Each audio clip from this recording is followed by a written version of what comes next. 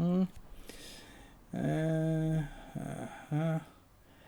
Eh ben voilà, terminé. Ah, ça y est, t'as enfin terminé. Mais il était pas trop tôt. On va enfin y avoir droit à cette review là sur Kings of Our Champions ou pas? Ah bah c'est pas pour tout de suite, je viens juste de terminer un démon, il me reste encore tous les autres, à peu près une trentaine, et puis ben j'ai même pas encore attaqué les basiléens entre temps. Donc voilà, ça va attendre un peu. Pardon? Tu veux dire que t'as juste terminé un démon? T'en as encore une trentaine d'autres à faire? Et t'as encore les basiléens? Oui ben en même temps, je suis désolé, ça me prend du temps. Puis bon, bah, de base j'aime prendre mon temps pour faire de la peinture, ça me détend, ça me fait du bien, donc oui, forcément, ça prend du temps. Désolé. Mais on s'en fout que tu prennes du temps à peindre tes figurines. Les gens, ils attendent cette review. Ils attendent que tu leur présentes le jeu, que tu en fasses une critique, que tu fasses un retour. Ils attendent. Ça fait 3 mois que le jeu est sorti. Oui ben, en même temps, j'ai pas forcément le temps, tu vois, je ne peins que les dimanches, quand je tourne pas. Donc forcément, ben, entre-temps, voilà, j'ai...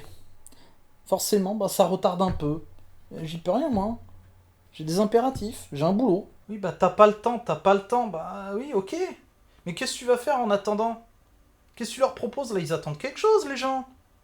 Ils ont bien le droit d'avoir une vidéo aussi, non? Ah, par contre, en attendant, je peux faire une vidéo sur le lore. Sur les 9 personnages de Kings of War Champions, en racontant leur histoire, l'un après l'autre.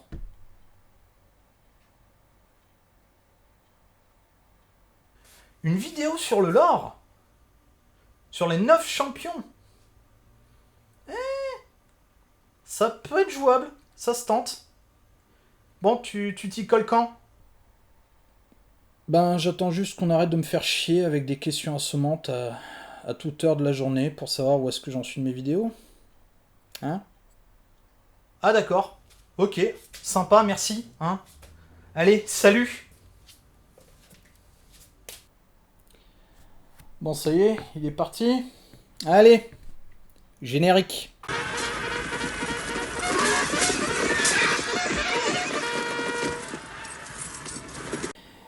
Eh bien, bonjour YouTube et bonjour à vous tous qui regardez cette vidéo. Alors, cette vidéo est un petit peu spéciale. Oui, je sais, je dis très souvent que chaque vidéo est un petit peu spéciale. Mais comprenez-moi, elles sont toutes spéciales dans mon cœur. Puisqu'en fait, eh bien là, je vais pas faire d'unboxing, je vais pas parler de review, je vais pas parler de trucs, je vais faire du background. Oui, bon, en même temps, vous avez été spoilé par le sketch au début. Bref, c'est une vidéo à laquelle je réfléchissais depuis quelques temps. C'est en fait, oui, là j'ai mes fiches en plus. Bon, voilà. C'est une vidéo à laquelle je réfléchissais il y a quelques temps déjà. C'était vraiment de faire une vidéo qui présente les 9 champions de Kings of War Champions. Ils ont chacun une histoire, ils ont chacun un caractère, un rôle, un truc. Et puis bon, bah, faut dire ce qui est. Alors, peut-être que Légion Distribution a déjà fait la traduction, je crois que oui, je crois. Je suis pas certain à vérifier. Mais en tout cas, pour ceux qui sont intéressés par le jeu, je me dis que ça peut être intéressant justement, plutôt que d'avoir à acheter la boîte de base à 105 euros, d'au moins savoir quel genre de héros vous rencontrez sans avoir acheté le livre de règles.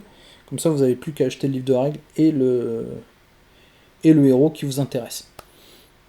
C'est pas bête, non, hein? Ça peut être pas mal. Bref, c'est une vidéo. Bah, en gros, vous pouvez couper l'image, très grossièrement. Il y aura des images d'illustration de temps en temps, mais elles seront secondaires. Et en fait, je vais vous conter les 9 héros. Je vais essayer. Hein, j'avais pris des cours de compte il y a quelques années. Et puis, je suis quand même meneur de jeu à la base, donc bon, je devrais pas avoir trop perdu. On verra ça. Mais voilà. comme vous voyez, bon ben j'ai... En plus là, ça va pas être de l'impro, hein. J'ai carrément des fiches, hein, avec une partie du script, grossièrement. Donc je vais vous présenter les 9 héros, et en introduction de chacun d'entre eux, en gros, ben, le peuple d'où il est issu, très résumé, parce que le but n'est pas de vous faire carrément tout le background qui va durer des plombes. Ouais, il faut se farcir les 305 pages quand même, hein. Mais voilà, plutôt de vous faire un rapide survol de la nation en question, raconter le héros, et ensuite, ben, je pourrais donner un peu mon avis. Parce que, ben, ouais, j'ai quelques rumeurs. Enfin, quelques rumeurs. J'ai eu un commentaire.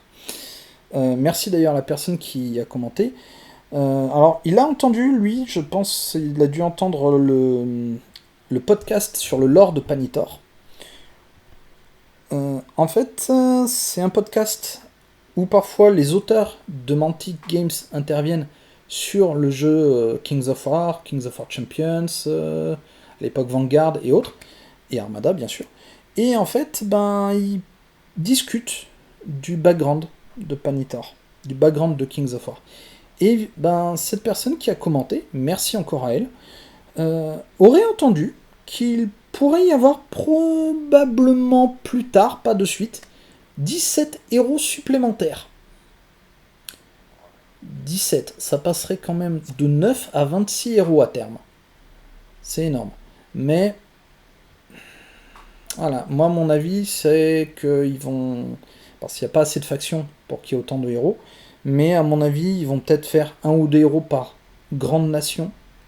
Ils vont rajouter aussi des héros de nations qui ne sont pas encore représentés. Les Ratlings par exemple. Et puis ben, qui sait, peut-être effectivement on aura effectivement 17 héros en plus. Alors s'ils refont 17 héros, je ferai peut-être d'autres moutures de cette vidéo. Après,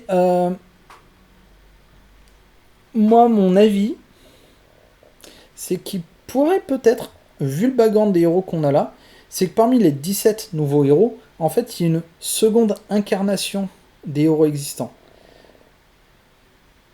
Je suis un ancien de conf, pour ceux qui connaissent Confrontation, le jeu de chez Rakam, et on avait le système d'incarnation. C'est-à-dire que les héros avançaient dans l'univers, ils progressaient, ils gagnaient en puissance, en pouvoir, en importance.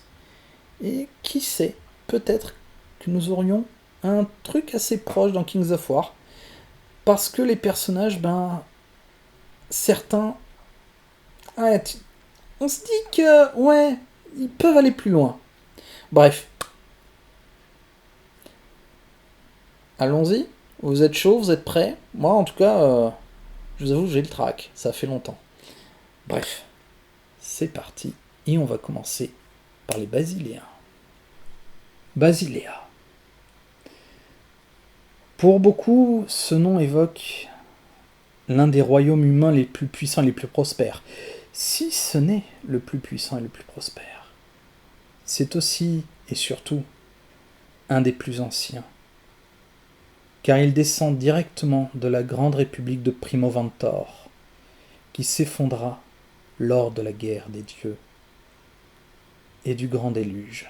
Au lendemain de ce cataclysme, les survivants de Primoventor se réunirent et fondèrent une nation qui essaya tant bien que mal de reconstruire ce qui a été détruit. Bien sûr, cela ne se fit pas sans heurts. Il faut imaginer que beaucoup de périls guettaient déjà ce peuple que certains considéraient comme moribond. Mais les Basiléens trouvèrent une aide inattendue. Les étincelants, ou en anglais The Shining Ones,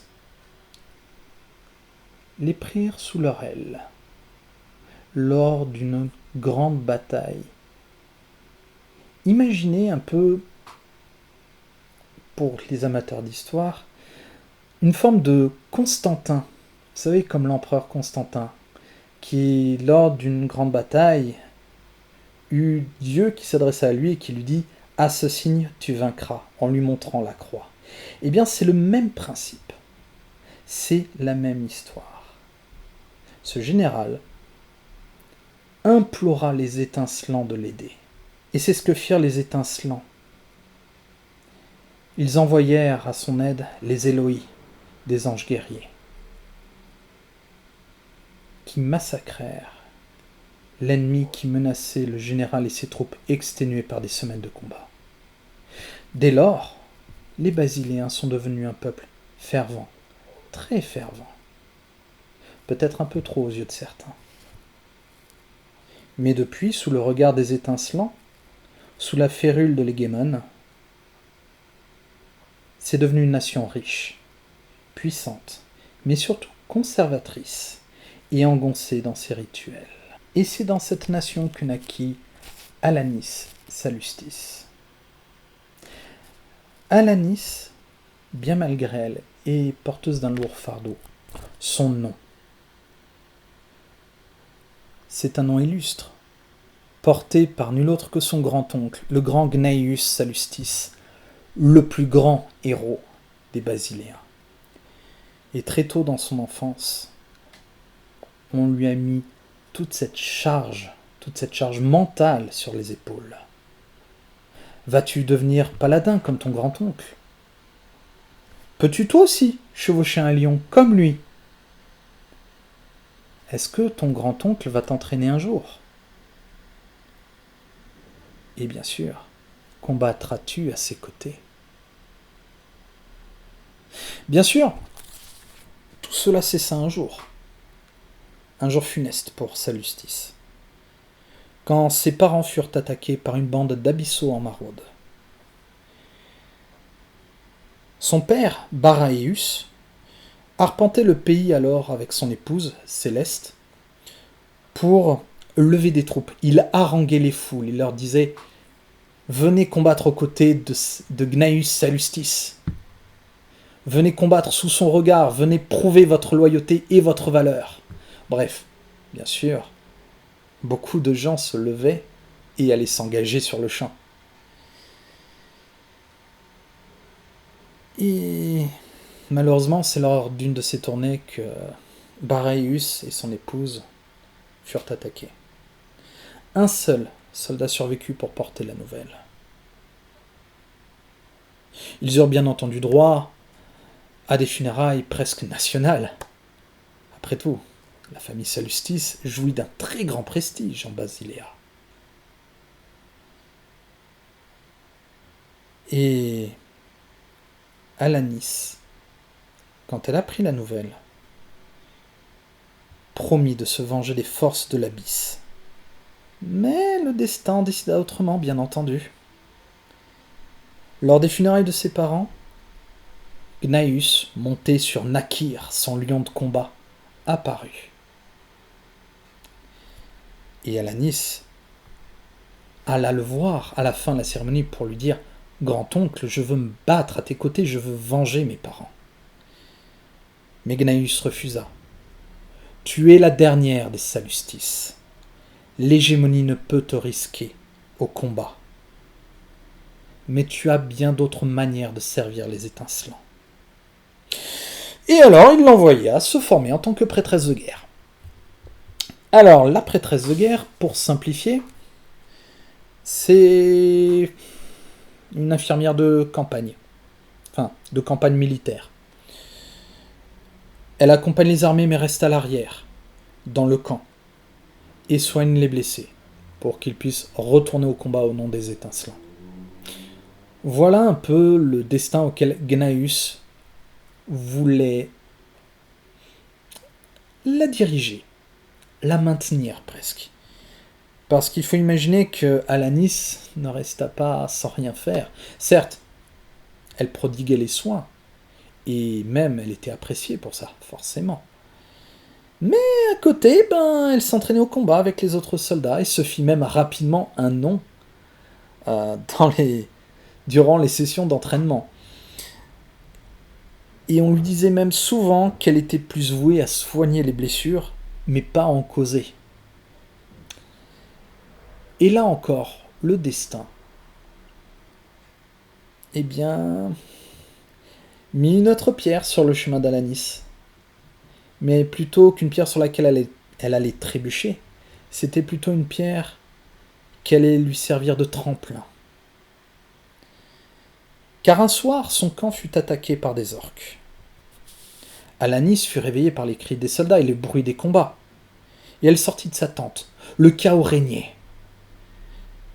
À peine sortie de sa tente, un paladin en armure tomba devant elle, abattu par un orc qui était déjà prêt à l'attaquer elle. Elle prit l'épée du paladin et la plongea dans la gueule de son assaillant. Ceci fait, elle rallia autour d'elle d'autres défenseurs, tout en chantant des hymnes sacrés à la gloire des étincelants et encourageant ceux qui l'entouraient. Pour beaucoup, ce soir-là, sa férocité au combat égalait, voire même rivalisait avec celle de son grand-oncle Gnaeus. Alors bien qu'officiellement, elle porte toujours le titre de prêtresse de guerre, Alanis part souvent en mission derrière les lignes ennemies désormais, car elle est toujours en quête de vengeance. Et elle va s'assurer que le nom des Salustis résonne encore sur le champ de bataille. Alors, mon avis sur Alanis Salustis. Alors, outre le fait que c'est un peu une des poster girls, enfin c'est la poster girl du jeu, puisque elle est sur la boîte de base. Alanis, c'est un peu le principe de l'héritière. Vous savez, c'est le dernier espoir. C'est Luke Skywalker. J'ai un peu cette impression-là de voir ça chez Alanis, avec un côté plus atténué. Et honnêtement, je pense qu'elle peut évoluer. Je pense que ce sera un des personnages qui auront le plus de chances d'avoir une sorte de seconde incarnation. Je pense que, ouais, elle va se faire un nom. Puis honnêtement, personnellement, je la vois bien avoir un lion de combat à son tour. Comme son gros tonton. Ça aurait de la gueule quand même, hein. Une prêtresse de guerre montée sur un lion de combat. Ça se tente, je dis. Donc, voilà, je pense qu'il y a du potentiel pour écrire quelque chose. On est sur un personnage qui n'est pas destiné par les autres à la guerre, mais son destin l'y pousse. Est-ce que certains d'entre vous connaissent peut-être le Monomythe ? C'est un livre, alors je sais plus qui l'a écrit, mais en gros c'est un livre qui a influencé énormément de scénaristes et de réalisateurs Hollywood. Spielberg, Lucas, etc. C'est en fait un livre qui reprend tous les mythes fondateurs et qui en gros en extrait la substantifique moelle pour créer un fil conducteur qu'on retrouvera dans tous les mythes. C'est la quête initiatique, c'est les tribulations, c'est la perte que subit le héros. Salustis, c'est tout à fait ça. Première tribulation, oui, dans sa jeunesse, on sait qu'elle a un destin.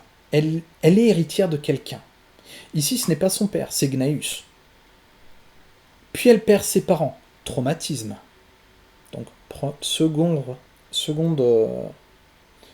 rebondissement. Et ensuite, troisième rebondissement, la révélation. Cette attaque. Ce combat contre un orc où presque instinctivement, elle le tue. Et ainsi de suite. La voie est pavée pour créer un personnage qui va se développer, qui va peut-être grandir. Et je pense que Salustis, elle en fait partie. Mais bref, ça, la balle est dans le camp de Mantic, on verra plus tard. Passons maintenant à la suite. Lorsque la guerre des dieux se déchaîna, il y a de cela des siècles, le fracas fut tel qu'une gigantesque cicatrice défigura Panitor. Lorsqu'ils furent défaits, c'est là que se réfugièrent les malfaisants, les Wicked Ones, en langue de Shakespeare. C'est là qu'ils se réfugièrent et qu'ils furent rejoints par leurs sbires, des membres des nobles races horriblement déformés. Petit à petit, ces derniers devinrent les gobelins, les orques ou les nains abyssaux. Des créatures, certes retorses, cruelles, vicieuses, dangereuses. Mais c'est au plus profond de cette crevasse que quelque chose de plus sombre et de plus malsain réside. Car c'est là que les enfers se sont véritablement ouverts. Les forces de l'abysse, ou les abyssaux comme on les appelle, sont les émanations du père des mensonges. Un des malfaisants qui a, pour résumer très grossièrement, déclenché la guerre des dieux. Et ces abyssaux côtoient les âmes damnées, dont la souffrance nourrit des êtres issus des pires cauchemars de tout être conscient. Et alors, lorsque les cieux arborent les bonnes constellations, les bonnes conjonctions, lorsque les planètes sont correctement alignées, les 7 cercles des abysses se déversent une nouvelle fois sur Panitor. Mais la présente histoire ne commence pas dans les abysses, au contraire. Elle commence il y a longtemps, au nord de la cité de la Corne d'Or, capitale même de Basilea. Et dans cette cité, ou en tout cas à proximité de cette cité, vivait un jeune prêtre du nom d'Alustus Cassius. Il était pieux et généreux, et il distribuait chaque matin de la nourriture aux pauvres qui faisaient la queue devant son église. Ses sermons étaient porteurs d'espoir, et ils attiraient chaque jour plus de fidèles. Et sa réputation grandissait vite. Les chefs religieux de Basilea le perçurent rapidement comme une opportunité. Ils l'envoyèrent donc dans un quartier miséreux de la capitale, là où la foi était la plus faible, afin d'y apporter peut-être un peu de lumière. On lui confia alors une petite église délabrée, qu'Alustus entreprit lui-même personnellement de restaurer de ses mains. Et cela attira bien entendu l'attention des habitants, qui peu à peu se joignirent à lui, discutant, même parfois avec lui, et écoutant ses sermons, et même lui confiant leurs propres petits soucis du quotidien. Alors, de nouveau, sa congrégation grandit, et la petite église déborda rapidement de fidèles qui se pressaient pour l'écouter. Alors, de nouveau, sa réputation grandit, tout comme son influence, au point qu'il fut un des plus jeunes évêques jamais nommés par l'hégémonie. Et il fut même affecté à l'église de Domivar le Vertueux, une des plus grandes cathédrales au cœur même de la cité de la Corne d'Or. Et encore une fois, la nef peinait à accueillir les foules qui voulaient entendre ses sermons enflammés. Mais vous vous en doutez, plus on s'élève vers les étincelants, et plus on tombe de haut. Et la chute d'Alustus vint d'une manière relativement inattendue. Car il y avait un autre prêtre, un certain Jérémia Constance, qui lui était issu d'une illustre famille de la Corne d'Or. Son père et ses frères étaient officiers dans l'armée basiléenne. Ce n'est pas rien pour une nation aussi guerrière que celle-ci. Malheureusement, au lieu de suivre leurs traces, Jérémia eut un accident qui lui laissa les mains broyées, au point qu'il ne pouvait plus tenir une épée. Alors, il choisit l'Église, ce qui est un choix relativement pragmatique si vous voulez gagner en influence. l'armée et l'Église, à Basiléa étant les deux plus hautes instances. Jérémia avait mené une vie privilégiée, et, contrairement à notre bon prêtre, lui se souciait peu de sa congrégation.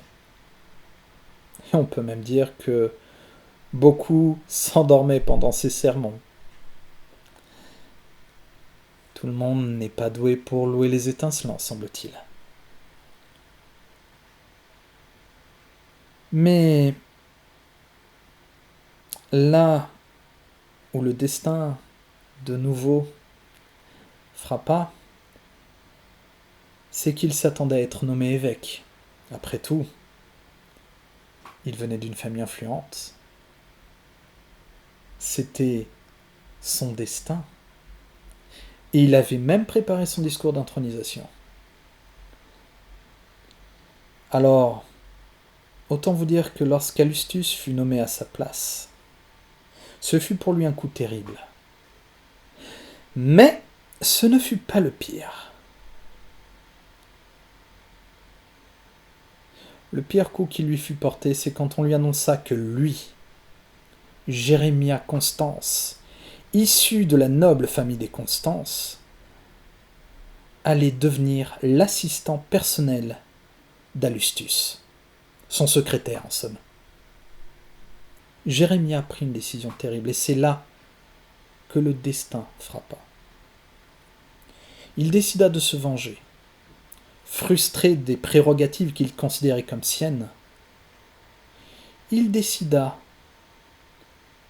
de s'en prendre à Augustus. Alors il joua le rôle de l'assistant affable, et il murmura des conseils à l'oreille d'Augustus, dans le but de, petit à petit, détruire sa réputation. Au début, ce n'était pas grand-chose, de maigres tentations, comme privilégier sa propre résidence au détriment des réparations de la cathédrale, par exemple.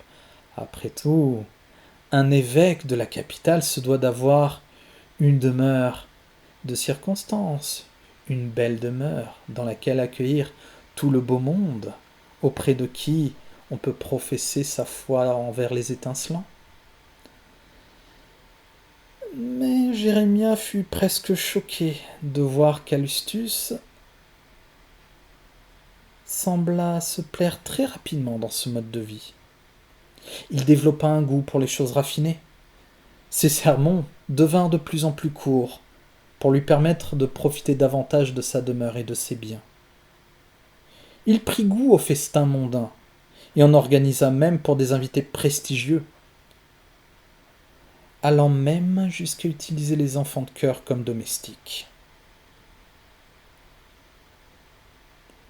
Le plan se déroula si bien pour Jérémia qu'à force, plutôt que de se venger, il chercha plutôt à profiter de cette nouvelle situation.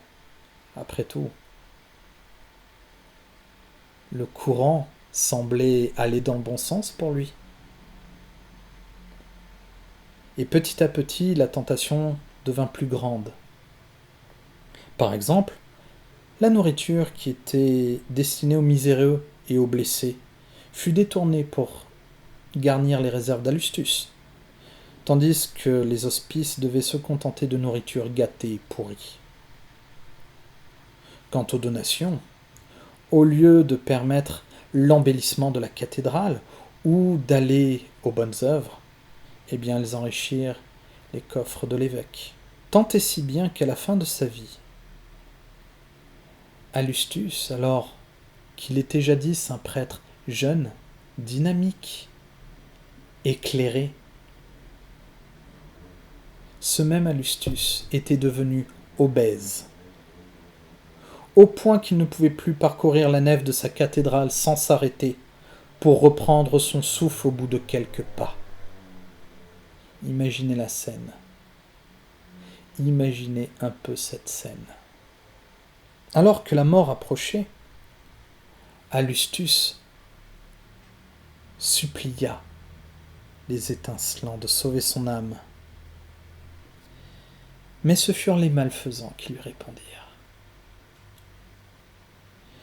et lui promirent la vie éternelle, au seul prix d'une faim insatiable.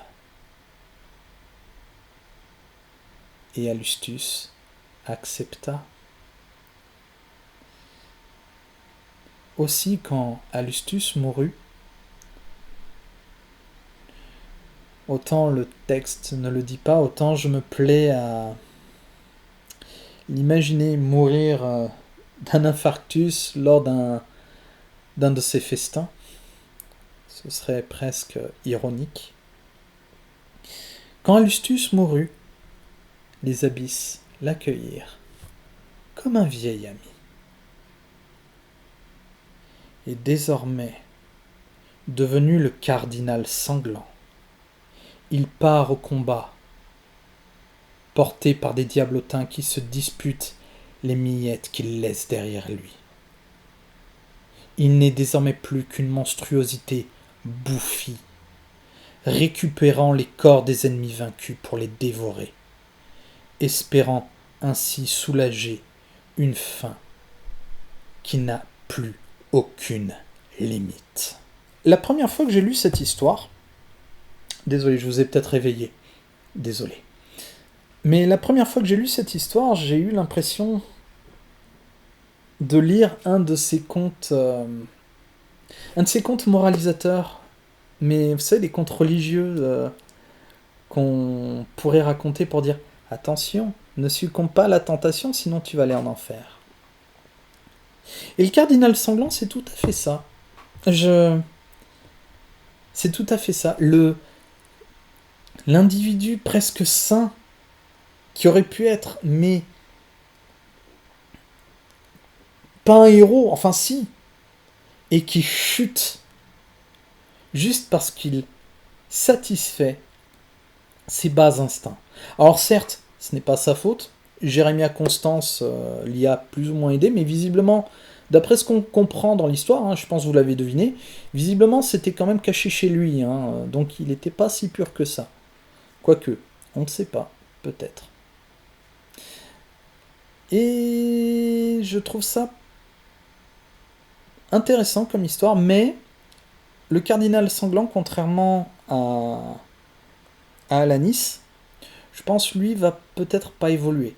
Par contre, je serais curieux de voir un second héros démoniaque en la personne de Jérémia Constance. Ça serait très intéressant, je pense, qu'on ait un deuxième héros abyssal avec ce personnage. Qui sait ? Mais oui, lui est peut-être celui qui évoluera le moins, à mon sens, le cardinal sanglant. Il a déjà eu son évolution. Et on a vu son histoire, son ascension, et puis sa chute brutale. Donc lui, je le vois pas évoluer. Mais bref. Passons à quelque chose d'un peu plus joyeux. Plus ou moins. Les gobelins. Ah, il n'y a pas de monde de fantaisie sans que ces petites créatures soient présentes. Pour beaucoup, ce ne sont qu'une plaie, rien de plus. Fabriquées à partir des rebuts qui restaient visiblement de la création des orques. Et ça expliquerait certainement leur penchant pour récupérer tout ce qui traîne. Ah, parce que ça, plus chapardeur qu'un gobelin, vous trouverez pas. Un individu seul ne représente pas beaucoup de danger. Vous l'envoyez valser et c'est bon, on n'en entend plus parler. Car les gobelins, ils sont lâches et fourbes. C'est un de leurs traits de personnalité, j'ai envie de dire. Mais c'est quand ils sont plusieurs qu'ils peuvent vraiment devenir un vrai fléau pour les nobles races. Mais à côté de ça, et c'est surtout vrai dans le cas qui va nous occuper d'ici quelques instants, ce sont surtout de petites créatures ingénieuses, qui semblent s'amuser à créer des gadgets, à partir de tout ce qu'ils peuvent récupérer, avec des résultats parfois surprenants, autant pour leurs adversaires que pour eux-mêmes. Alors autant vous prévenir, l'histoire de Grunk Blackclaw, n'est pas celle d'un chef ou d'un héros, mais plutôt celle d'un sous-fifre. Grunk est un gobelin sous les ordres d'une marâtre, j'ai envie de dire, enfin plutôt d'une gobeline, du nom de Grisel. Leur clan avait été chassé après de rudes combats de leur caverne par d'autres gobelins, mais une race de gobelins étrange, à la peau pâle. Et alors que les combats semblaient perdus, et tandis que Grisel et ses plus proches guerriers faisaient un repli stratégique vers un tunnel secret pour s'enfuir, Grunk n'écouta que son courage, et décida donc de suivre sa chef. Après avoir condamné à coups d'explosifs le tunnel qui leur avait permis de fuir, les restes du clan de Grisel errèrent pendant plusieurs lunes. Ils durent même fuir une autre caverne, devant une meute de loups. Mais c'est là que la chance tourna. Ils tombèrent alors sur une entrée gravée de runes étranges qu'ils inspectèrent. Mais vous connaissez les gobelins. Ils ne peuvent pas s'empêcher de toucher des trucs bizarres. Même si on le leur interdit. Et l'un d'eux manipula une de ces runes étranges et déclencha la fermeture de l'entrée de ce qui se révéla être une mine naine. Ouais. Les nains et les gobelins, une vieille histoire qui se répète, n'est-ce pas? Mais nos petites créatures à peau verte n'avaient plus le choix. Ils devaient aller de l'avant, explorer cette mine, en espérant s'en tirer sans trop de mal. Tous étaient en alerte, redoutant d'entendre le pas de Guérinin prêt à en découdre, une bonne fois pour toutes. Et ils tombèrent vite sur des barbus. Mais ces derniers étaient, heureusement pour les gobelins, morts, et d'après l'odeur depuis quelque temps. Mais tout ce qu'ils trouvèrent montrait aussi que d'intenses combats avaient eu lieu ici. Alors ils reprirent leur exploration, peu désireux de tomber soit sur des nains, soit sur ce qui les avait tués. Mais on va dire que pour Grunk, Noël arriva très vite ce jour-là. Je dis Noël parce que là, il tomba sur quelque chose qui lui mit des étoiles dans les yeux et plein d'idées en tête. Car c'est à ce moment-là qu'il découvrit une pièce où était stockée toute la poudre noire des nains. Et Grunk était passionné par tout ce qu'il pouvait faire. Boum. Vous voyez le manchot dans Madagascar? Rico? Oui, Rico. Kaboum. Ben voilà. Je vous l'avais dit, pour Grunk, c'était Noël en avance. Alors les gobelins s'installèrent finalement. Il n'y avait pas d'autre problème en vue. Donc ils campèrent. Ils s'installèrent. Et pendant ce temps, Grunk se livrait à ses expérimentations. Alors bien sûr, quand on parle d'expérimentation gobeline, ça se solde souvent par de menus incidents. Les risques du métier, que voulez-vous? Alors bien sûr, 3 galeries se sont effondrées et quelques gobelins sont morts, mais bon, pas grave. Je vous l'ai dit, hein, les risques du métier. Mais le calme fut de courte durée, car des nains revinrent. En éclaireur dans un premier temps, et ils furent vite repoussés à l'aide des pièges explosifs de Grunk. Puis d'autres revinrent, plus nombreux, mieux préparés. Mais tombèrent de nouveau sur un piège explosif. Et ils furent arrêtés définitivement. Enfin, tous sauf un, qui qui essayait de se dégager de sa lourde armure mécanique avant que Grunk ne soit sur lui. Et malheureusement pour ce pauvre nain, la dernière chose qu'il entendit avant de sentir la lame relativement aiguisée de Grunk lui trancher la gorge fut « C'est à moi maintenant ». Et depuis, eh bien notre petit gobelin a plus ou moins amélioré sa nouvelle acquisition. Et on le trouve souvent devant les lignes gobelines. Un fait suffisamment rare pour être souligné chez les gobelins. À tirer sur l'ennemi avec ses armes à poudre noire en train de balancer des chiots gosiers. Vous savez, c'est ces petits chiots qui accompagnent les gobelins partout où ils vont, tout en riant frénétiquement. Et c'est généralement la dernière image que les ennemis ont de Grunk Blackclaw. Alors, que dire de l'histoire de Grunk ? Ben, pas grand-chose. Pas grand-chose parce que, en soi, on n'a pas... On apprend juste que, il a trouvé une armure, que c'est un gars qui adore bidouiller des trucs, et que... Voilà.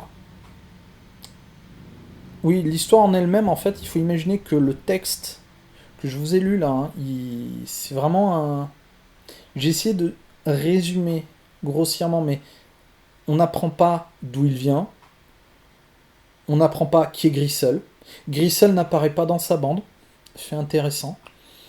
Alors, si certains d'entre vous achètent la bande Goblin, n'hésitez pas à me dire, dans les cartes, vous avez un peu de background de chaque unité, donc peut-être que Grisel apparaît dans une des bandes. Mais en soi, on n'a rien de très intéressant. Alors, lui, je le vois bien évoluer dans le sens où il aura bidouillé son armure avec d'autres trucs. C'est-à-dire qu'à la fin, on aura une sorte de Goldorak gobelin avec une armure qui aura peut-être une mitrailleuse à chiot à la place d'avoir juste des petits canons. Qui sait. Par contre, un truc m'interpelle.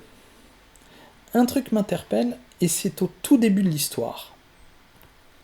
Parce qu'en fait, il est question de gobelins à la peau pâle. Et je suis très curieux d'en savoir plus sur eux. Alors, est-ce qu'on aura une autre faction ?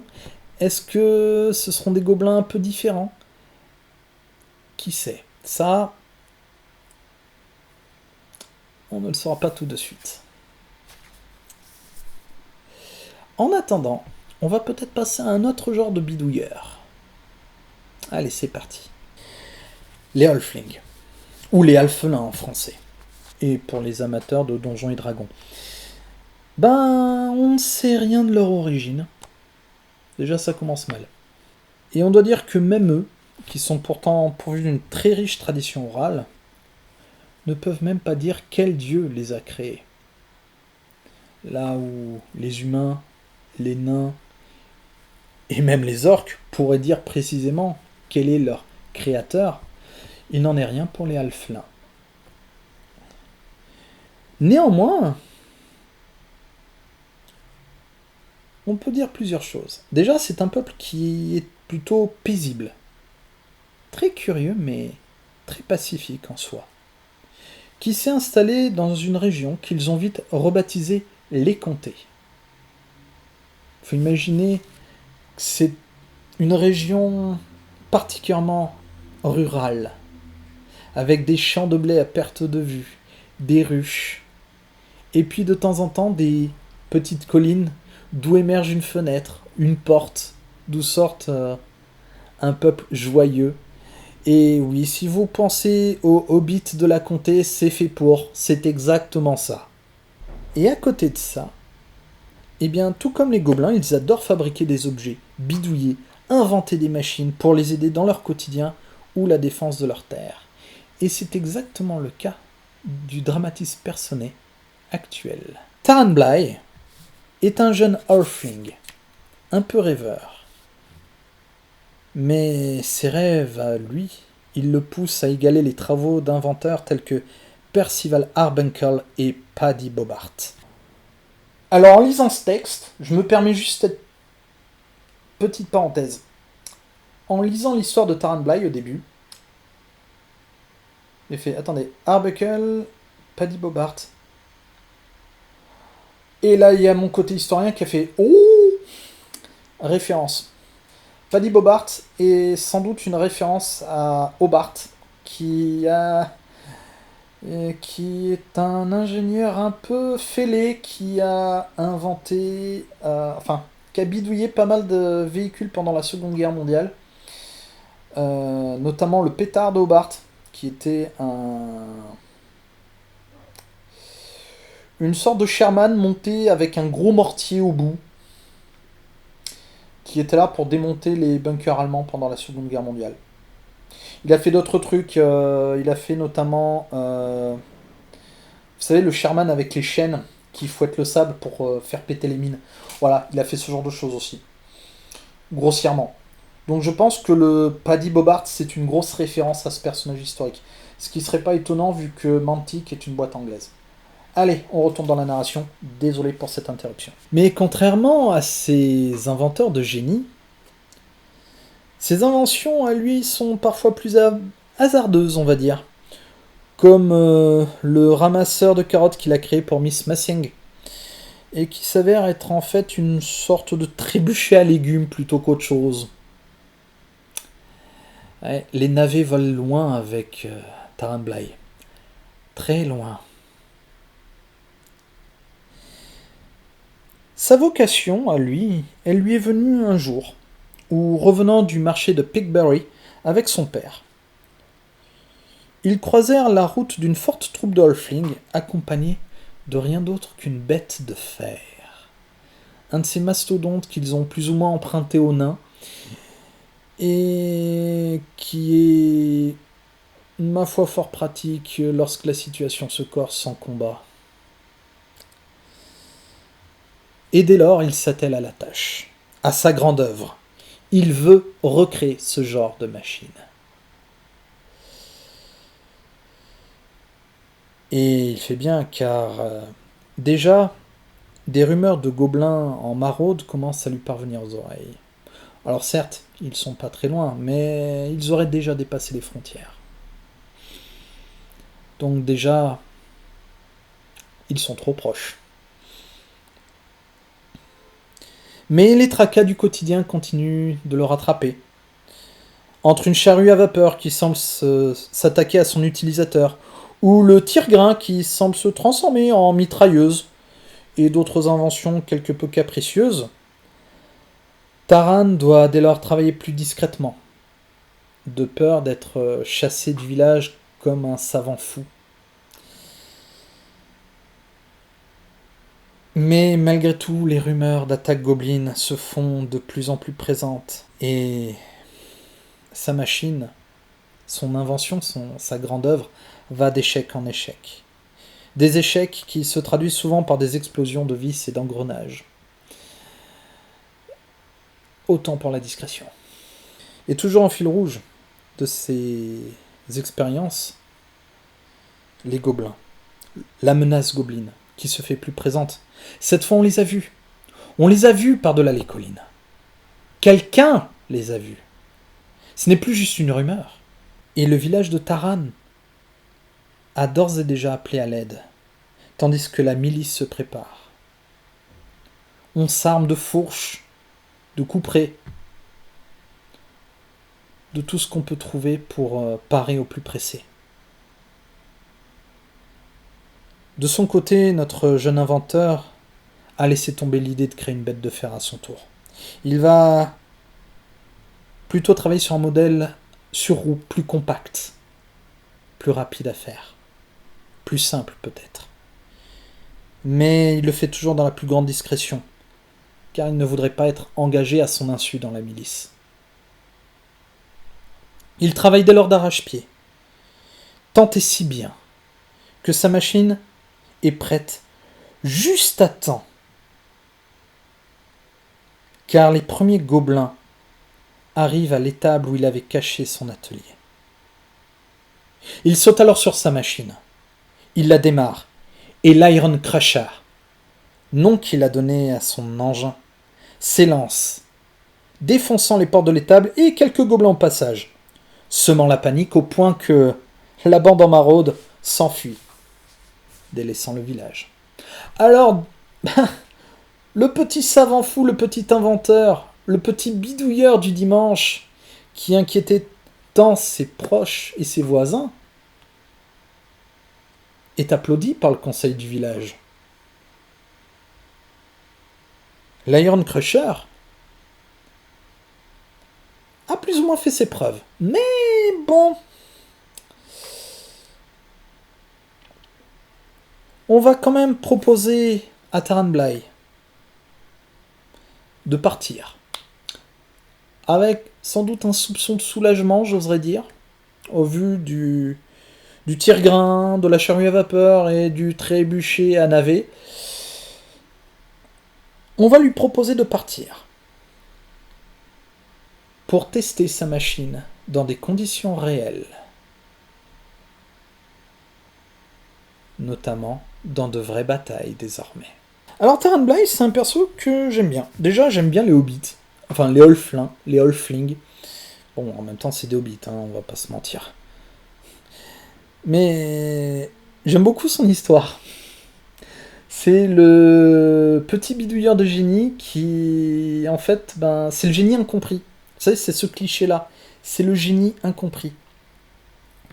C'est le personnage, inattendu, c'est le Joker. Vous savez, c'est le Joker, pas le Joker de Batman. Hein. Le Joker, c'est l'élément du destin qui intervient et qui change la donne d'un coup. Et j'adore ce personnage pour ça. Mais ce que j'aime beaucoup, surtout, c'est ce que j'ai entendu lors du podcast Le Lord de Panitor, où en gros, il était sous-entendu que, en fait, la troupe qui l'escorte, vous savez, parce qu'ils ont tous une bande qui les accompagne, hein, la troupe qui l'escorte, elle est plutôt là pour... comment dire, veiller à ce qu'il reste loin du village. Donc, va tester ton truc, mais ne reviens pas de suite. Et ça, j'aime bien cette idée. J'aime bien ce principe-là. Donc, qui sait ce que ça va donner. Est-ce que lui aussi, comme Grunk Blackclaw, il va bidouiller sa machine, l'améliorer? Est-ce qu'on va avoir un Iron Crusher V2? Ou est-ce qu'on va peut-être rester sur un personnage un peu effacé? Je sais pas. Lui, je le vois pas beaucoup évoluer non plus. Bref. Pour cette partie, nous allons rester un peu dans le mystère. Car nous allons parler des Night Stalkers. Ou en français, traduit les cauchemars. On sait peu de choses sur eux. Ce sont bien plus que de simples fantômes. Ce sont ces histoires qu'on se raconte au coin du feu pour se faire peur. Ce sont les monstres qui hantent le cœur des forêts. Et bien souvent, ils sont les pires présages imaginables. Il était naturel, si je puis dire, que dans un monde imbibé de magie, torturé par la guerre et touché par les dieux eux-mêmes, ce genre de choses apparaissent. C'était inévitable. Et depuis la guerre des dieux et la création des abysses, le voile entre les mondes est affaibli. Et ce voile livre bien souvent le passage à ce que d'aucuns appelleraient des horreurs cosmiques. Dans la toundra gelée qui entoure Chill, la capitale de l'Alliance nordique, le vent colporte une rumeur. Dans la région de Black Ridge, une créature traque les vivants. On l'a tantôt prise pour un troll affamé ou une bande d'orques en maraude. Mais de plus en plus de membres de l'Alliance nordique réalisent que la menace n'est rien de tout ça. Attaquant les patrouilleurs comme les voyageurs isolés, cette créature se rapproche peu à peu de Chill, comme si elle était attirée par le secret que cette cité abrite, comme tant d'autres avant elle. Malheureusement, on trouve peu de survivants de ces ravages et tous ce sont de pauvres êtres que la raison a délaissés. Dans leurs propos, on discerne bien peu de choses, si ce n'est que la créature a l'apparence d'un oiseau gigantesque aux ailes spectrales et aux pattes terminées par une parodie de main humaine, avec un bec fait d'os, comme si la peau s'était retirée de cet appendice. On sait aussi que c'est un chasseur cruel, comme si par instinct elle se nourrissait de la peur qu'elle fait naître chez ses proies. Et du peu que l'on sait, du peu qu'on a réussi à rassembler,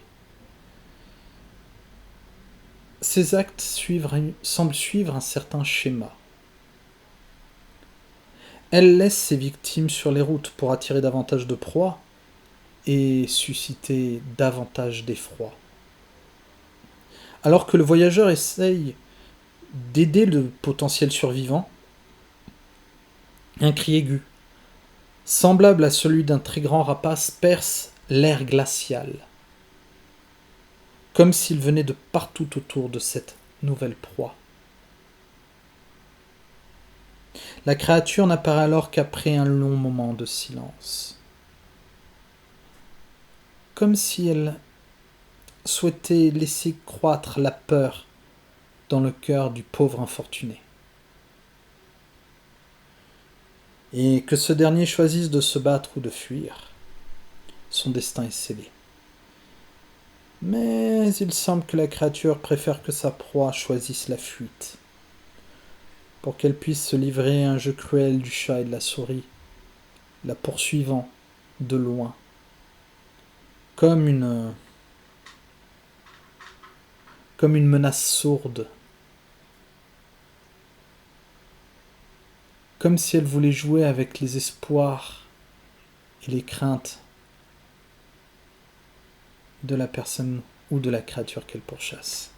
Car où qu'aille l'infortunée victime, elle trouvera toujours l'ombre du prédateur sur son chemin, lui barrant toute possibilité de fuite. Et ce n'est que lorsque sa proie sera à bout de force, consciente de sa fin prochaine, que la créature réapparaîtra pour lui asséner le coup de grâce. Et alors, une nouvelle victime répandra la rumeur dans le vent. Mais une question demeure. Pourquoi cette région? Quel est réellement le but de cette créature? Est-ce le hasard? Ou a-t-elle un but plus secret? Voilà, l'histoire est un peu courte, je le concède. Parce qu'en fait, déjà les cauchemars sont assez flous. On ne sait pas d'où ils viennent, on sait juste qu'ils viennent d'une autre dimension, le vide. On en reparlera d'ailleurs un peu plus tard de ce vide. Et c'est tout. C'est tout ce qu'on sait. Et le Void Talon, cette créature, ne fait pas exception. Le texte lui-même, qui est dans le livre de règles, alors pour ceux qui se souviennent peut-être de l'unboxing, c'est juste en fait une petite nouvelle, vous savez, comme une nouvelle d'ambiance qu'on voit dans certains livres. Et c'est tout, on n'a rien de plus. Voilà, même le texte que je vous ai écrit là, sur son modus operandi en quelque sorte,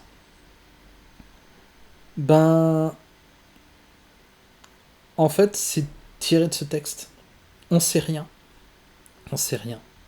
On a rien, on ne sait pas d'où elle vient. Est-ce qu'elle aurait combattu peut-être d'autres créatures? On ne sait pas. C'est assez frustrant, mais intriguant en même temps. Et je vous avoue, j'ai un problème avec cette créature. Parce que... Alors autant, elle est fascinante, hein. La figurine est magnifique, elle est super classe. Elle ressemble exactement à ce que je vous décris. Hein. Mais, en gros, on a un chasseur solitaire, et en fait, à côté, on a une bande de guerriers qui va avec. Je sais pas. Donc voilà. Alors, cette créature, je la vois pas évoluer non plus. Ou alors, peut-être parce qu'elle va gagner en puissance, alors du coup, elle va avoir un autre aspect, d'autres pouvoirs, je sais pas. Par contre, ce qui est intéressant, c'est qu'effectivement, elle soit dans la région de Chill. Et Chill, et j'en parlerai très rapidement après, c'est une région qui est très particulière parce qu'en fait, c'est une zone qui cache un secret. Donc justement, est-ce qu'elle est là pour ça ou est-ce qu'il y a quelque chose? On ne sait pas. On ne sait pas. C'est... Voilà. Donc, est-ce qu'elle est là juste pour traquer des proies ou est-ce qu'elle a été envoyée? Est-ce que c'est un agent du vide? Est-ce que c'est une créature consciente? Ou est-ce que c'est juste une sorte d'animal? Voilà, c'est intriguant. Frustrant et intriguant. Je pense que c'est le truc qui va résumer le mieux ce Void Talon. Voilà. On va rester dans la région de Chill pour le prochain héros. Allez. Loin au nord se dresse la cité de Chill, gouvernée par Talanar Icekin, un elfe proscrit par les siens pour un crime que finalement peu de personnes connaissent. Et même ceux qui le savent n'en parlent pas même à demi-mot. Et Talanar, le proscrit, a autour de lui commencé, après son exil vers le nord, après son voyage vers le nord des terres elfiques jusqu'à Chill, il a commencé à accueillir des hommes, des ogres, des trolls, des semi-elfes et d'autres créatures de toutes sortes, à la seule condition qu'elles lui restent loyales. Et autour de lui s'est bâtie la cité de Chill, la capitale de ce qu'on appelle désormais l'Alliance nordique. Et cette cité est décrite comme un joyau, comme une merveille à part. Imaginez des murs épais de la glace la plus dure, la plus ancienne, protégeant des jardins chaleureux et le rire d'enfants elfes. Mais surtout, et ce n'est pas un hasard si Chill a été construite à cet endroit, car la cité, depuis des siècles, abrite un secret que seuls Talanar et quelques élus connaissent. Alors que dire de Jordan? Jordan Talensen est un nain au passé complexe, même pour un peuple doté d'une longue vie. Il était déjà là lorsque, durant la guerre contre l'Abysse, la grande cataracte sépara les nains libres et les nains impériaux, le séparant lui, Jordan, de ses terres natales. Il vit même ses propres frères chuter dans les flots rageurs, mais au lieu de leur porter assistance, il choisit de se joindre aux nains qui soutenaient les visées impérialistes de Golok. Et parmi ces nains, il se fit rapidement une réputation dans le travail du métal. Il faisait chanter le métal au point que certains y voyaient une forme de sorcellerie. Et quand on lui en faisait la remarque, Jordan souriait, en disant qu'il aimait ce qu'il faisait, et que le métal voulait être travaillé. Il passait son temps à travailler sur les machines de guerre de Golok, ce dernier étant toujours en demande d'armes puissantes. Mais Jordan, ça lui importait peu la guerre. Tout ce qui lui importait, c'est qu'en travaillant, même en faisant parfois des heures supplémentaires, il apprenait l'ingénierie des nains impériaux. Il apprenait leur savoir en mécanique, en technologie. Mais chez les nains libres, chez qui il résidait, et qui l'entourait encore, la colère grondait, car les nains libres étaient, de leur point de vue, traités comme des esclaves par les nains impériaux. Aussi, une opportunité apparut pour regagner leur terre et ils en profitèrent. Car une vaste crevasse s'était ouverte dans les monts Alpi.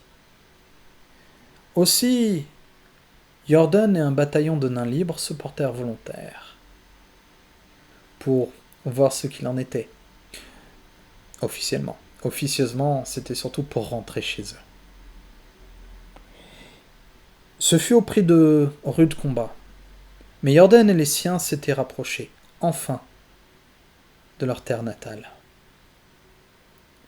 Et c'est dans ces régions qu'il entendit parler de Chill, de Talanar et d'un secret caché sous les glaces. Alors, Jordan, toujours piqué par la curiosité, décida de percer ce secret.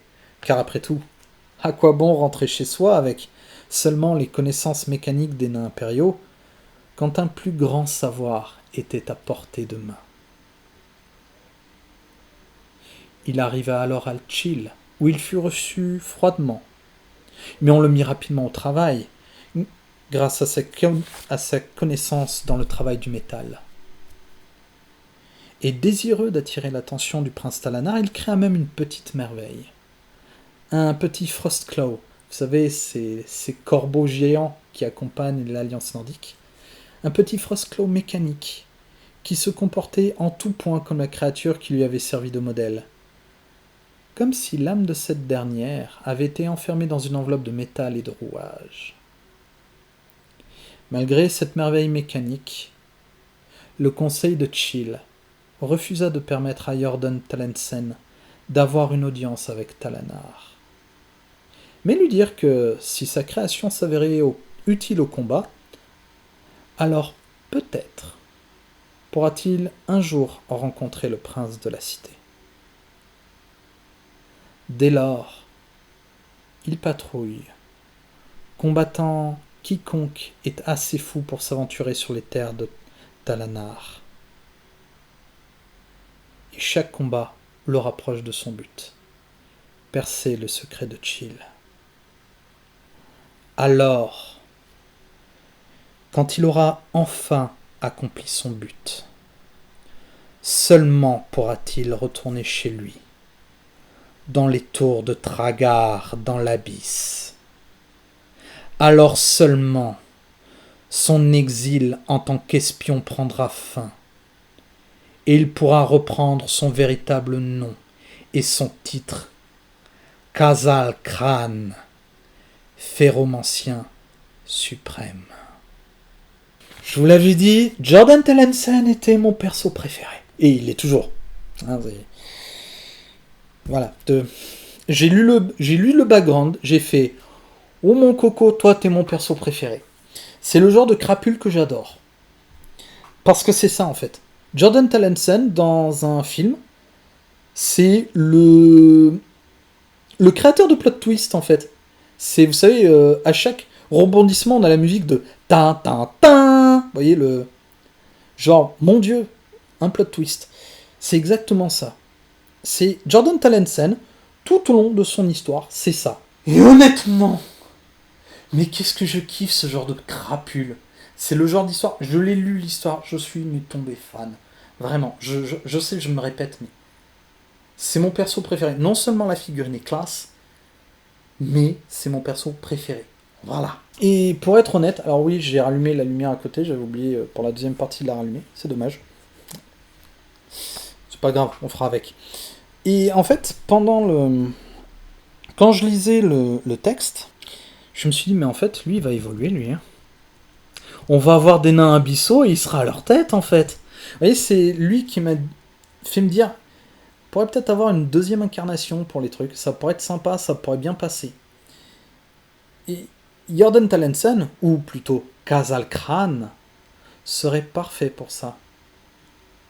Vous imaginez, en fait, la transition du personnage, et puis au bout d'un moment, voilà. Et c'est ça que c'est aussi une autre chose que j'aime bien, c'est le second personnage à tourner autour du secret de Chill. Le secret de Chill, on ne sait pas. Hein. Moi, j'ai beau avoir survolé le background, là, les 305 pages, je les ai survolées. Hein. Mais je me suis appesanti sur l'Alliance Nordique. Il faut que je lise les Varagur aussi, qui sont une autre faction du Nord. Mais on n'a aucune piste concernant le secret. Alors, peut-être dans les romans, peut-être s'il y en a qui les ont lus, s'il y a des fans, des inconditionnels de Mantic qui ont lu les romans, s'il y a quelque chose sur les secrets, ou le secret de Chill, je suis preneur, parce que je suis très curieux. Sans forcément me dire, mais dites-moi si vous l'avez lu dans un roman, si s'y trouve comme ça, moi je pourrais éventuellement me le prendre et le lire pour voir un peu, parce que je veux savoir. Je suis comme Jordan, je veux savoir ce que c'est ce secret. Bon, pas à ce prix-là, mais bon. Mais vous voyez, j'adore, parce que tout le background en fait du personnage est flou. On sait que c'est un nain. Il y a 3 factions de nains dans Mantic. Les nains impériaux, qui sont les nains, comme je disais, les nains classiques, donc très proches des nains Warhammer. C'est ceux qui ont les couronnes en fer, etc. Les nains libres, qui sont plutôt un peu des proscrits, qui vivent à l'extérieur, j'ai l'impression, vous voyez. Et enfin, les nains abyssaux, qui sont les nains de l'abysse, les méchants, les grands méchants. Alors, les nains impériaux, ils sont pas choucards. Hein. C'est pour ça que j'ai utilisé le terme impérialiste, parce que ça leur va très bien comme idée. C'est vraiment... tout doit marcher au carré. Hein, c'est pas un clou qui dépasse. Les nains libres, justement, sont ceux qui, eux, ont voulu échapper à ça. Et... ouais. Dès le départ, on sait pas d'où il vient. On sait juste que il est avec des nains qui sont tombés dans la flotte. Et lui, il s'est retrouvé séparé de ses terres par la Grande Cataracte. Comme les autres nains libres qui se sont retrouvés à travailler pour Golok, etc. etc. Et le gars qui a écrit le background de Jordan Tallensen, je lui tire mon chapeau. Parce que franchement, plot twist, sur plot twist, sur plot twist. Vous voyez, il y a des trucs qu'on fait, mais... ouais, ok. Il y a des hints. Vous voyez, genre par exemple... ouais, le métal qui chantait, ou le petit Frostclaw mécanique qui donne l'impression qu'on a enfermé une âme dedans. Il faut savoir que dans le background, Jordan Tallensen, pour créer son compagnon mécanique, il s'est enfermé dans une maison pendant des jours avec du métal et des poulets. Des poulets. Donc je pense que le fait qu'il y ait une âme dans le métal, ce soit pas très... voilà. Il y a un peu de magie derrière. Voilà. Mais bon, je suis très intéressé par ce perso. Je veux voir comment il va évoluer. Si, bien sûr, si tant est qu'il y ait des évolutions.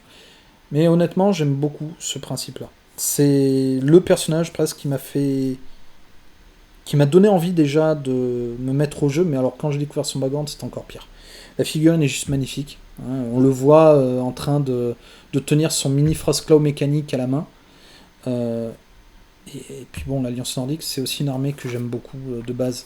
Donc justement, à cause du secret de Chill, et puis c'est une armée qui a beaucoup d'allure.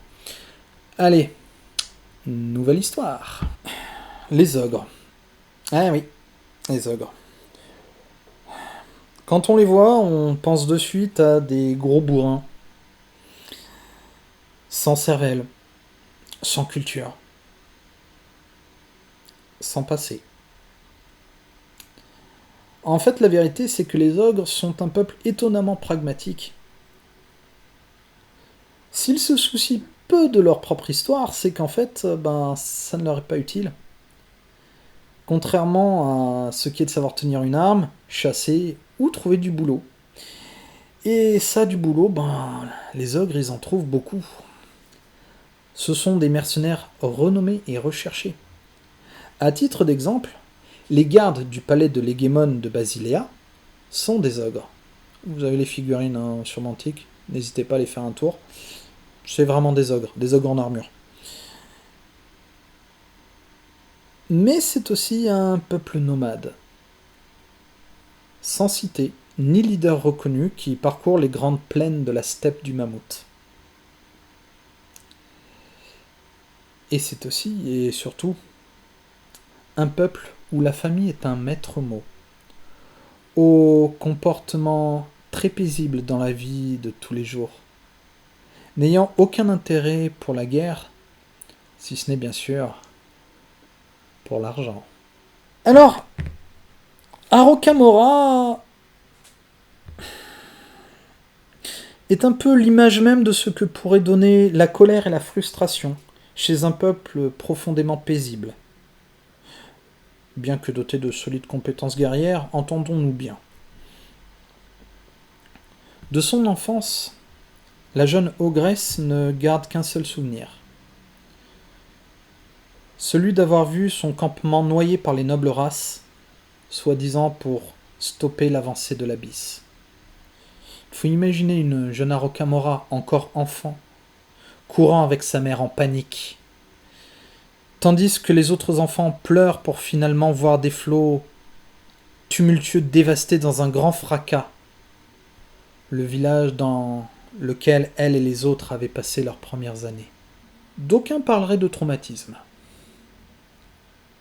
Mais ce souvenir, elle l'a gardé en elle, elle l'a ressassé, tel un mantra.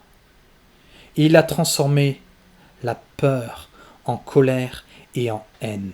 Alors peu importe que son exode, aussi brutal et traumatisant soit-il, ait été le fruit de longues négociations menées par Nomar Garok, le grand négociateur, que Arokamora surnomme très souvent le grand traître, parce que elle et d'autres ont vu les humains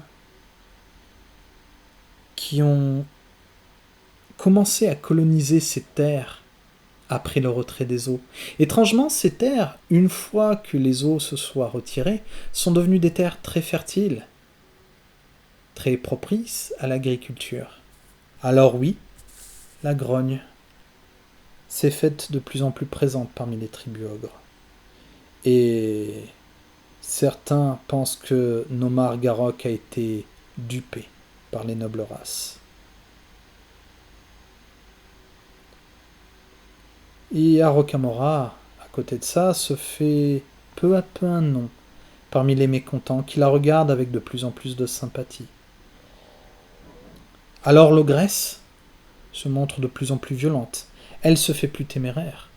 Au début, il s'agissait juste d'attaques très ponctuelles, faire une ou deux victimes, juste pour marquer les esprits, leur faire connaître un peu le goût de la peur. Mais maintenant qu'elle a de plus en plus de sympathisants autour d'elle, elle n'hésite plus à raser des villages entiers. Car désormais, il est temps que les humains comprennent que ces terres ne leur appartiennent pas. Alors, Arokamora, j'aime beaucoup le principe du personnage, c'est la rebelle. Parce que les ogres en eux-mêmes, bon, alors certes, ils sont pas très joyeux de voir que leurs terres ont été dévastées par, par des inondations, hein, en fait. Ils ont juste forcé un peuple à se retirer de ses terres pour, sous prétexte, en fait, de combattre l'abysse, et puis donc faire déferler les eaux. Mais en soi, visiblement, ce n'était pas nécessaire. Puisqu'en fait, quand les eaux se sont retirées, les humains ont fait « Ah bah génial, des nouvelles terres super propices à l'agriculture. Allons cultiver le grain sur ces terres qui désormais nous appartiennent. » Et tu m'étonnes qu'il y ait un peu de grogne chez les ogres. Voilà, bon. Mais à côté, oui, ça rappelle un peu, vous savez, les Premières Nations. Vous savez, les Premières Nations du continent américain, c'est vraiment ce principe-là, en fait. Et j'aime bien ce parallèle-là. Et Arokamora, oui, elle est vraiment dans ce mouvement-là. Alors, elle aussi, je pense, elle peut évoluer. pas forcément dans les rangs. En fait, elle va pas devenir, vous voyez, comme Alanis qui va devenir prêtresse de guerre, puis d'un coup va devenir, je sais pas, chef de guerre, champion de l'hégémon, général, monter un lion de combat, je sais pas. Déjà, à Rocamora, elle a un crocodile ou un alligator de compagnie. Déjà, c'est pas mal pour un ogre. Il est sur la figurine d'ailleurs. Mais à côté de ça, je pense qu'elle va évoluer surtout dans le sens où elle va devenir plus brutale, plus forte. Les ogres ont des compétences guerrières, même s'ils ne sont pas forcément belliqueux, elle l'est. Et ça, c'est très intéressant dans un peuple comme les ogres, qui sont plutôt relativement diplomates. Donc, elle va évoluer, je pense. Elle va donner quelque chose. Quoi? Ça, je ne sais pas encore. Mais elle a du potentiel. Voilà. Allez. Histoire suivante. Et il est temps de filer sous l'océan. Sous l'océan, sous l'océan, sous l'océan. Sous les mers du monde connu, un peuple a prospéré depuis la guerre des dieux. Aussi capricieux et changeant que l'océan. On parle de peuple, mais on devrait plutôt le mettre au pluriel, car c'est un rassemblement très hétérogène, avec des naïades, des hommes-poissons, batraciens, et bien d'autres merveilles aquatiques sous la férule des trois rois du Trident. Car le royaume du Trident de Nérética est un triumvirat. Et sous ce triumvirat, c'est un peuple ancien, lié par d'anciens pactes aux forces de la nature, qui veille non seulement sur les océans, mais aussi sur les rivières et les lacs. Et ce peuple, bien qu'hétérogène, part uni en guerre dès qu'ils ressentent le moindre déséquilibre dans l'ordre naturel de leur domaine. Axel Tricklebrook, lui, est une légende au sein du royaume du Trident. Alors, non pas pour son savoir-faire magique, déjà très impressionnant, il faut bien l'avouer, mais c'est sans doute parce qu'il est probablement le dernier de son peuple, les Gilkin. Il faut imaginer qu'il y a de cela des siècles, la guerre de l'hiver faisait rage. La guerre de l'hiver a fait suite à la guerre des dieux et c'était un cataclysme immense. Une ère de glaciation comme on n'en avait encore jamais vu. Les mers se couvraient d'icebergs, tandis que les vents gelés parcouraient les terres. Les neiges couvraient tout à l'horizon. Les peuples de la surface souffraient de la famine, tandis que, pour les Gilkin, un peuple au sang-froid, cette époque était comme une sentence de mort. Et Axel Tricklebrook avait déjà vu beaucoup trop de ses semblables succomber aux températures glaciales, tandis que leur sang même se changeait en glace. Alors c'est à cette époque que les survivants de son peuple prirent une lourde décision. Tous se séparer, se disperser, et trouver un endroit chaud pour hiberner. Et lorsque le temps sera venu, ils s'éveilleront. Alors bien sûr, les autres peuples du royaume du Trident ne comprenaient pas cette décision, et ils les ont traités de lâches. Axel Tricklebrook était présent le jour où ils ont annoncé cette décision au triumvirat. Et lorsque d'autres, notamment des peuples qui leur étaient proches, des peuples qui leur étaient amis, comme ceux de la garde des rivières, les ont traités de couards, parce qu'ils fuyaient la guerre. Mais leur survie, la survie des Gilkin passait avant toute autre considération. Alors, Axel est donc parti vers le nord, au plus proche de l'abysse, là où les flammes surnaturelles réchauffaient les terres, malgré cet hiver qui semblait ne pas vouloir prendre fin. Il trouva une caverne, comme il y en avait tant dans cette région, et s'endormit. Mais son sommeil ne fut pas de tout repos. Son long sommeil fut occupé par un seul et même rêve. Et dans ce rêve, il voyait les mers et les rivières bouillir. La faune et la flore aquatique mourir ébouillantés dans ces flots infernaux. Il voyait des armées qu'il n'avait pas vues depuis des générations, et des visages dont il ne se souvenait pas, des créatures qu'il ne reconnaissait pas. Et ces armées marchaient depuis l'Est. Et c'est à ce moment, dans son rêve, qu'il s'aperçut qu'un filet d'eau se formait à ses pieds. Et ce filet se muait en torrent, puis en tsunami, qui entraînait Axel au loin vers l'oubli, dans le noir, dans le néant. Et lorsqu'il se réveilla, en sueur dans le noir, mais pas seul,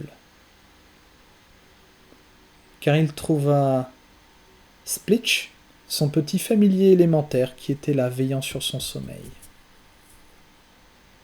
Alors, il ne savait pas combien de temps il avait dormi dans cette caverne. Il ignorait que des siècles avaient passé. Il ne savait pas non plus si les glaces avaient perduré et envahi le monde de Panitor. Sa seule certitude était que son réveil n'avait rien d'accidentel, et que quelque chose, ou quelqu'un, l'avait tiré de son sommeil. Alors, il était maintenant temps pour le Gilkin de voir ce qui l'attendait dehors. Alors, Axel Tricklebrook, alors je vais dire ça très souvent, mais c'est un personnage intéressant. Oui, lui aussi est intéressant. Oui. Ils sont tous intéressants en soi. C'est comme cette vidéo qui est spéciale, comme toutes les autres. Bref, Axel Tricklebrook est intéressant, déjà parce que c'est une race qu'on ne connaît pas. Il est tout nouveau. C'est les Gilkin apparaissent avec Axel Tricklebrook. Il faut savoir que le royaume du Trident de Neritika, est une des armées les plus anciennes avec les Basiléens et l'Abysse dans la gamme de Mantic. Et là, d'un coup, on nous sort un Gilkin, une nouvelle race, qui n'était pas dans le background. Alors, c'est amené de manière très simple. C'est une race qui a hiberné. On ne sait pas du tout combien il en reste. On a juste, pour l'instant, Axel Tricklebrook. Alors, à voir, est-ce qu'on en aura d'autres plus tard? Est-ce qu'on aura, peut-être, dans un supplément Clash of... c'est Clash of Empire. Est-ce qu'on aura, du coup, une petite unité ou d'autres personnages qui seront comme Axel Tricklebrook, des Gilkin? Je ne sais pas. Tout ce qu'on sait, tout ce qu'on semble savoir, c'est qu'en fait, les Gilkin sont un peu les magiciens natifs du royaume du Trident. C'est d'ailleurs pour ça que beaucoup de gens ne veulent pas qu'ils partent. Ils ont besoin d'eux. Ils ont besoin de leurs dons magiques. Alors, il y a d'autres races, je crois, c'est les Tuhul. Je crois, c'est des sortes d'humanoïdes avec une tête de pieuvre, en fait. C'est un humanoïde avec une pieuvre sur la tête. Enfin, à la place de la tête. Et je crois que ce sont des magiciens, je suis pas certain. S'il y a des amateurs de Kings of War, n'hésitez pas à me le dire. En commentaire, toujours. Dans la bienveillance, tout ça. Mais en soi, les Gilkin sont inédits. Et je trouve ça intéressant. Outre le fait que je pense que Axel Tricklebrook va avoir beaucoup de succès, il n'y a qu'à voir, c'est le personnage kawaii du jeu. Il est tout mignon, il a un petit élémentaire d'eau tout sympa, tout choupi. Mais ouais, j'ai hâte de voir ce que ça va donner. Parce que c'est carrément un pan du background là qui est révélé. C'est-à-dire, on nous dit, regardez, il y avait une espèce qui avait disparu depuis des siècles, elle réapparaît maintenant. En soi, c'est intéressant. Et c'est en ça qu'Axel Tricklebrook est intéressant. Bon, après, la figurine est super choupi, j'avoue, mais bon. Mais, voilà, j'ai hâte de voir ce que ça va donner. Alors, pas seulement Axel Tricklebrook, parce que je pense qu'il va évoluer. Il va sans doute se faire connaître du royaume du Trident. D'ailleurs, il le fait déjà, puisqu'il a il a une bande avec lui. Alors, comment, on ne sait pas.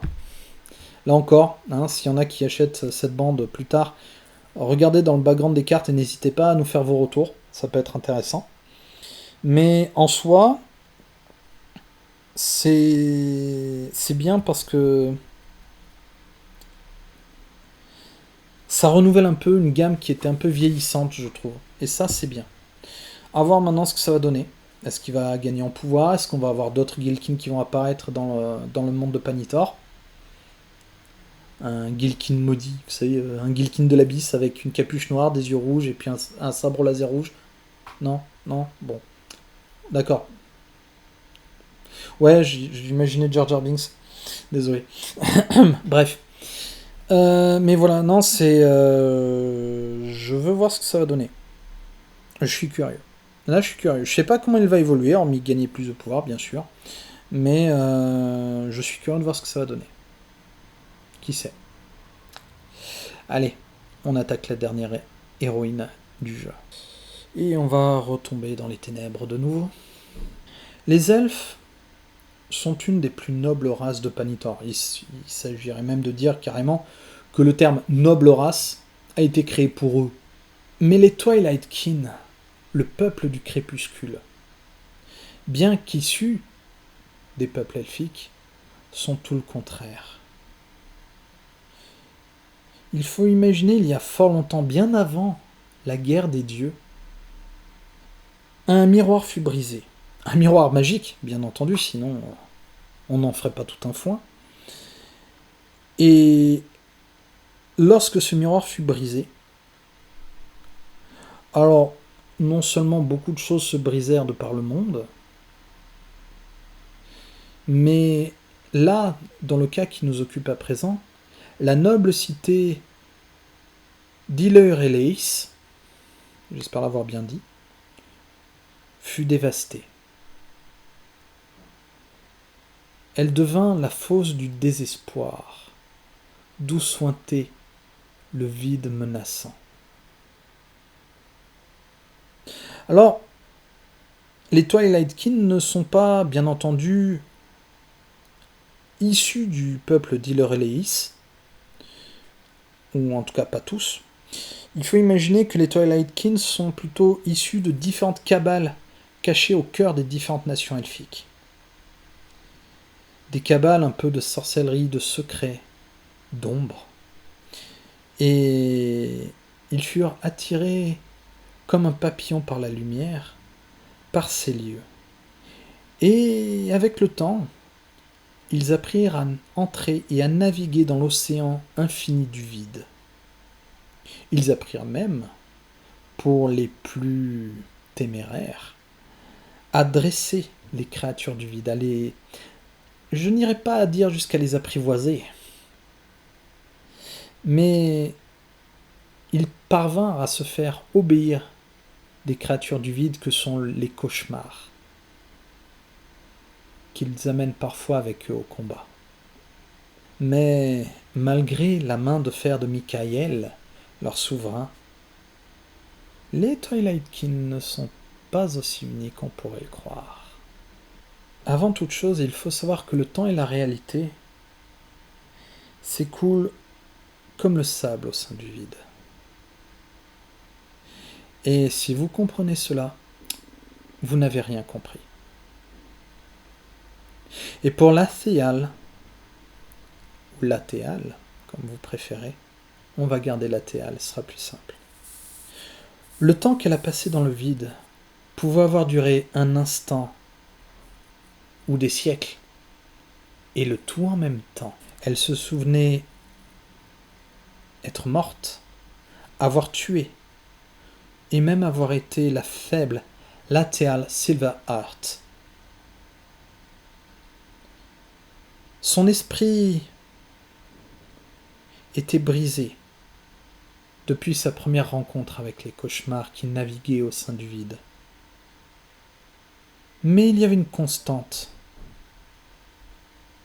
dans tous les fracas de réalité, toutes ces brisures de réalité qui la constituaient et qui peuplaient à la fois le vide alentour et son esprit. Et cette constante, c'était son désir de vengeance, qui la conduisait à vouloir sortir du vide. Cette vengeance contre son souverain, Michael, qui l'avait bannie et maudite. Dans ce labyrinthe infini qu'était le vide. Néanmoins, c'est dans sa prison qu'elle retrouva son oncle, Cartion Silverheart, qui avait ressenti sa colère et avait utilisé cette dernière comme un fanal pour arriver jusqu'à elle et la libérer.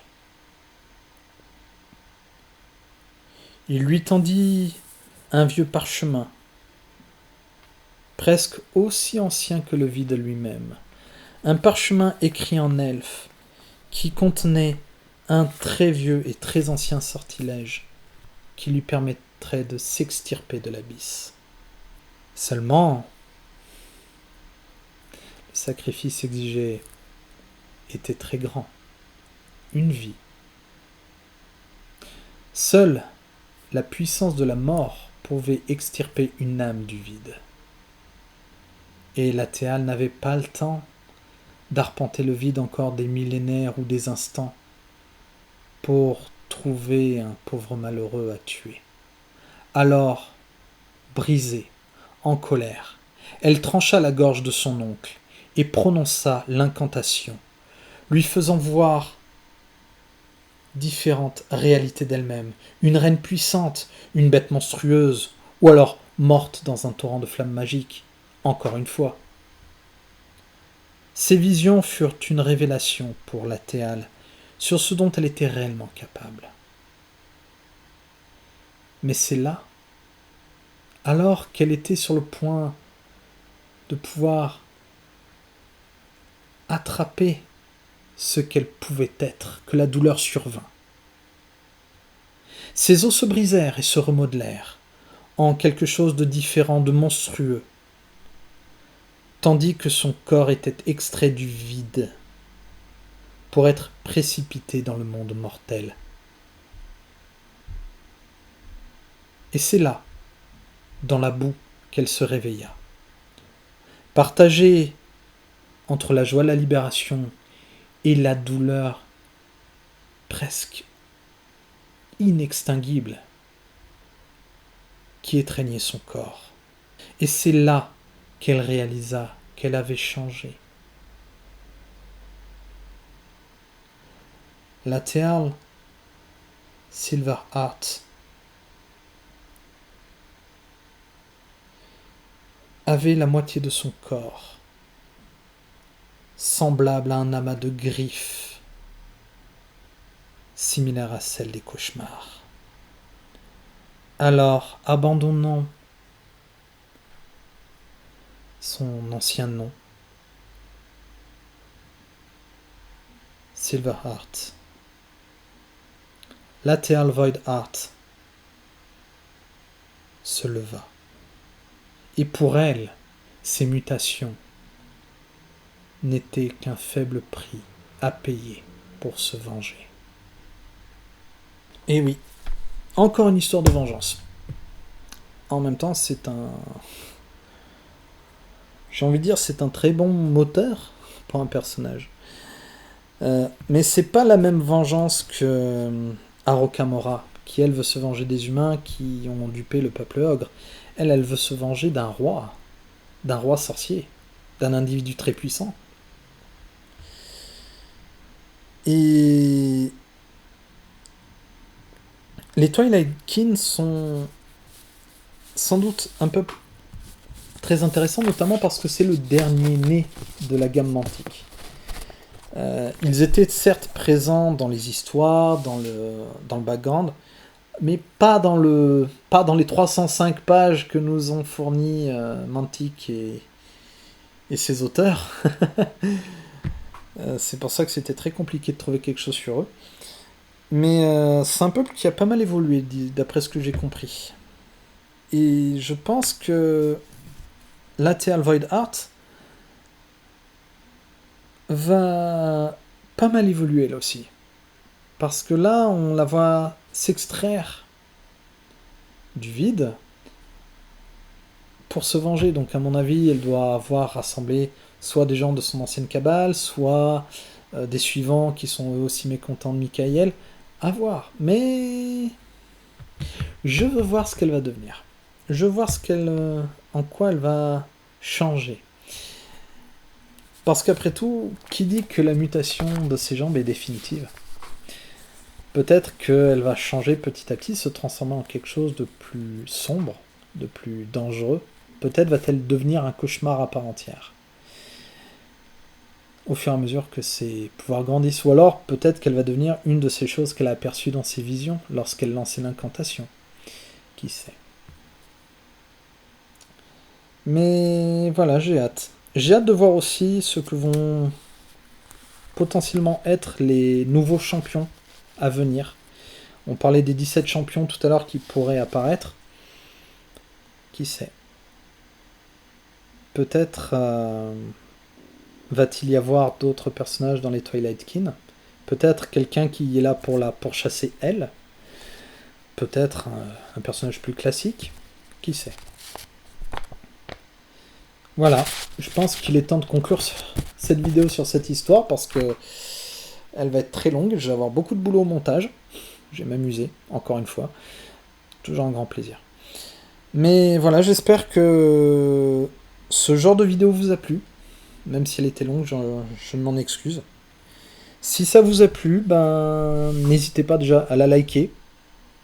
À la partager, tiens d'ailleurs au passage, n'hésitez pas à la partager s'il y a des gens qui sont intéressés par l'univers de Kings of War, et notamment par Kings of War Champion, et qui ne savent pas par où commencer. Montrez-leur l'unboxing, montrez-leur cette vidéo. Bon, elle est longue, hein, mais je vais essayer de faire un chapitrage via YouTube pour que vous puissiez choisir un peu les passages. Ce sera plus simple pour la lecture, plus agréable pour vous, et pour moi, peut-être. Mais bref, voilà, j'espère que ça vous a plu. N'hésitez pas à me le dire en commentaire si ça vous a plu, si vous voulez voir d'autres vidéos de ce genre. Alors, vous m'excuserez mes bafouilles. J'espère que la vidéo reste quand même compréhensible. C'était une grande première pour moi. Voilà. Donc j'espère que ça vous a plu. Je vais faire une prochaine vidéo qui sera très importante pour la chaîne, un vlog, un billet. Qui concernera, alors je vais vous spoiler un peu le sujet, qui concernera la monétisation de la chaîne. Parce que c'est un sujet qui me tient à cœur, qui est important, et que j'ai besoin de traiter avec vous. Voilà, donc soyez au rendez-vous la semaine prochaine. N'hésitez pas à me faire vos retours sur cette vidéo, si vous avez apprécié un peu le côté podcast, pour une fois. Hein, au moins, ou alors vous êtes resté pendant plus de 2 heures à regarder ma tête.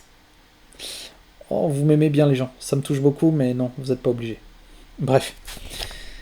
Voilà, j'espère que ça vous a plu, encore une fois. N'hésitez pas, encore une fois, à me faire vos retours en commentaire. D'ici là, portez-vous bien. Prenez soin de vous. Et d'ici là, bon jeu.